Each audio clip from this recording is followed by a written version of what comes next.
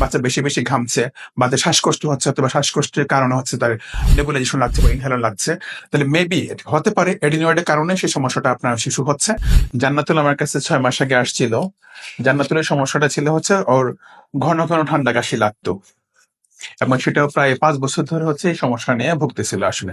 জান্নাতুলের বয়স এখন 7 বছর 10 মাস। জান্নাতুল আমার কাছে আসছিল হচ্ছে 2024-এর হচ্ছে অক্টোবর মাসে। ঠান্ডা কাশি কি আগের মতো লাগে না কতটুকু কমেছে বলেন তো? না, মানে ঠান্ডা কাশি আগের মতো নাই, কিন্তু লাগলে পারে ওইরকম আর কি করে না। ও অনেকটাই ভালো ফিল করে। এখন ঠান্ডা লাগলে ওরকম কাশি হয় না, না, অল্প ঠান্ডা লাগে। হ্যাঁ, অল্প। গত 6 মাসের মধ্যে ঠান্ডা কয়বার লেগেছে? 2 বার লাগছে। 2বার লেগেছে। এখন আমার এই যে চিকিৎসা করার পরের 6 মাস ঠান্ডা লাগছে মাত্র 2বার, বড় কাশি হয় নাই। আর চিকিৎসা করার আগে হচ্ছে ঠান্ডা কাশি কেমন লাগতো? মাসের ভিতরে ঠান্ডা 15 দিনের ওষুধ যদি নিয়ে আসতাম, খাইতো ওই 15 দিনই ভালো থাকতো। তারপরে আবার 15 দিন পরে আবার ওই ঠান্ডা। মানে 15 দিন পর পর ঠান্ডা কাশি লাগতো, প্রতি মাসে মাসেই লাগতো। এটা প্রায় 4 থেকে 5 বছর ধরে হচ্ছে এই সাফার করেছে জান্নাতুল আসলে। এখন অনেকটাই সুস্থ আছে জান্নাতুল।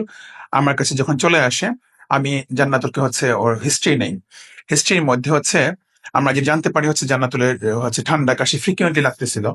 ওর হচ্ছে ওর চোখের নিচে শেড পড়ে গেছিল, এবং প্রচন্ড সোয়েটিং হতো, গলায় হাতে পায়ে সোয়েটিং হতো, ঘুমাইতে সমস্যা হতো, ঠান্ডা কাশি লাগতো বারবারই, এবং ওষুধের উপরই ম্যাক্সিমাম সময় সেটা থাকতো। আমরা ডায়াগনোসিস যেটা করতে পারলাম হচ্ছে ওর নাকের এক্স রে করার মাধ্যমে আমরা দেখতে পারলাম হচ্ছে ওর এডিনয়েডটা হচ্ছে অনেক বড়। এক্সরেটা এখানে এক্সরে দেখা যাচ্ছে। এডিনয়েডের সাইজটা ছিল হচ্ছে প্রায় অলমোস্ট 80%। প্রথম এক্সরে এটা 80% এক্সরেটা ছিল এখানে। আর নাকের যে রাস্তার মাঝখানে যেহেতু এডিনয়েডটা ছিল, 80% এডিনয়েড বড় হওয়ার কারণে অক্সিজেন ট্রান্সপোর্টের রাস্তা কিন্তু মাত্র 20% খালি ছিল, যার ফলে অক্সিজেন কম ঢুকতো ব্রেনের মধ্যে, এবং হচ্ছে কার্বন ডাইঅক্সাইড রিটেনশন হতো। কারণ কার্বন ডাইঅক্সাইড কিন্তু হচ্ছে ওই নাকের রাস্তা দিয়ে কিন্তু আমাদের আসলে বের হয়। তাহলে রাস্তা যেহেতু 80% বন্ধ, তাহলে এই যে বন্ধ রাস্তার মধ্যে থেকে হচ্ছে মাত্র 20% রাস্তা দিয়ে কিন্তু কার্বন ডাইঅক্সাইড কম বের হওয়ার কারণে বডিতে কার্বন ডাইঅক্সাইড রিটেনশন হতো, রিজার্ভ হতো। রিজার্ভ হওয়ার কারণে হচ্ছে বডিতে হিট প্রোডাকশন হতো। এই হিটের কারণে হচ্ছে বডিতে হচ্ছে গরম লাগতো, এবং হচ্ছে ঘাম হতো বেশি বেশি।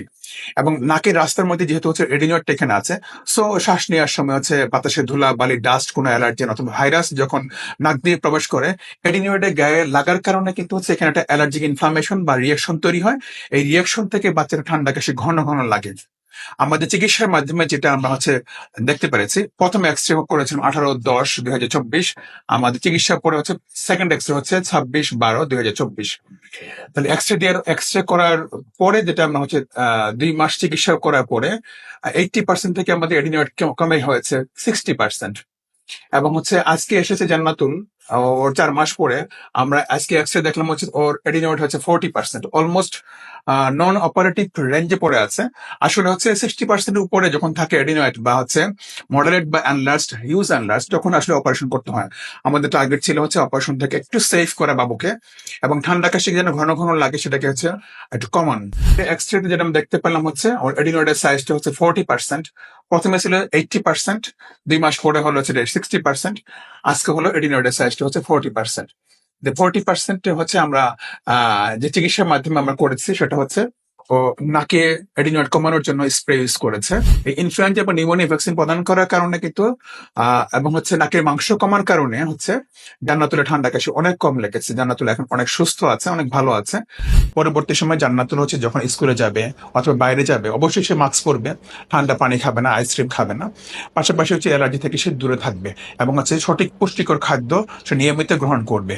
এবং হচ্ছে যদি সে হচ্ছে নিয়মিত হচ্ছে মাস্কটা পরে ঠান্ডা খাবার না খায় এবং হচ্ছে আইসক্রিম না খায়, তাহলে হচ্ছে তার এই সমস্যাটা আশা করি হচ্ছে বয়সের সাথে হচ্ছে কমে যাবে। আমাদের টার্গেটটা হচ্ছে একটা বাচ্চাকে হচ্ছে ঠান্ডা কাশি থেকে দূরে রাখা, অ্যাজমা হাঁপানি থেকে একটু কন্ট্রোল করা।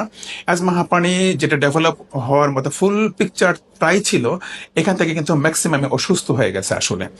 এখন ওকে ইনহেলার কিন্তু আমি আসলে দেইনি। যদি এই মাংসটা না কমতো তাহলে আমাদের প্ল্যানিং ছিল হচ্ছে অপারেশনে যাওয়া, এবং ঠান্ডা কাশি না কমলে ওকে ওকে ইনহেলার দিয়ে অ্যাজমার পার্মানেন্ট চিকিৎসা গ্রহণ করা। তাহলে আমরা যেটা দেখতে পারলাম হচ্ছে গত 6 মাস চিকিৎসা করার মাধ্যমে জান্নাতুল এখন অনেকটাই সুস্থ, ভালো আছে, অপারেশন থেকে সে সরে আসছে। পাশাপাশি তার অ্যাজমার জন্য কিন্তু আমরা এখন ইনহেলারটাকে প্রদান করিনি, কারণ তার হচ্ছে ঠান্ডা কাশি ওরকম ভাবে গত 6 মাস লাগেই নি আসলে, শুধু ঠান্ডা লেগেছে কিংবা কাশি হয়নি।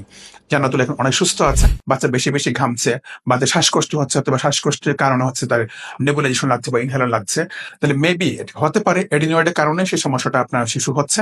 তাহলে আমি বলবো হচ্ছে আপনারা যদি সঠিক চিকিৎসা গ্রহণ করেন, তাহলে আপনার বাচ্চাকে আপনার সুস্থ রাখতে পারবেন, এবং হচ্ছে আপনার বাচ্চার স্কুল এবং হচ্ছে পরবর্তী লাইফ হচ্ছে ভালোভাবে মেনটেন করতে পারবেন বলে আমি বিশ্বাস করি। তাহলে আসুন এডিনয়েডের সঠিক চিকিৎসা গ্রহণ করি, পাশাপাশি অ্যালার্জি থেকে বাচ্চাকে মুক্ত রাখি এবং সবাইকে আমরা সুস্থ রাখি। ধন্যবাদ।